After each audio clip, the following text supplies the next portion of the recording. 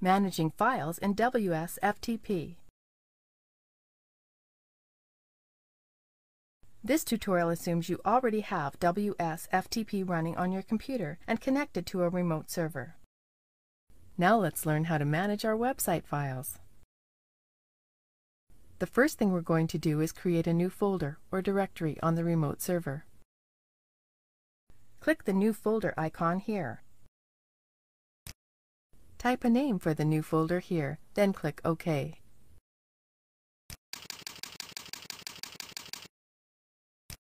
That's all there is to it.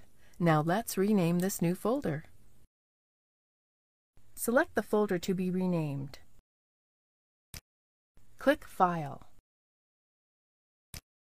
Click Operations. Then click Rename. Type the new folder name in here. Then click OK.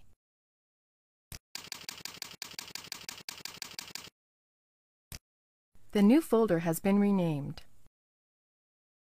You can also rename files the same way as you rename folders. To delete a folder or file, make sure it's highlighted. Click File. Click Operations. Then click Delete.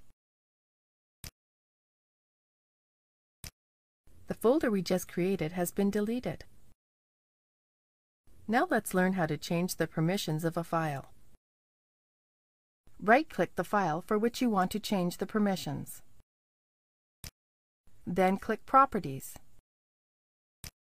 To change the file permissions, simply enter the new permissions value here by checking off the appropriate boxes below.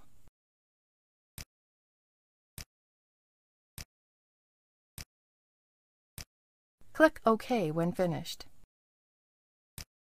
That's it. Permissions for the file favorite.htm have been successfully changed.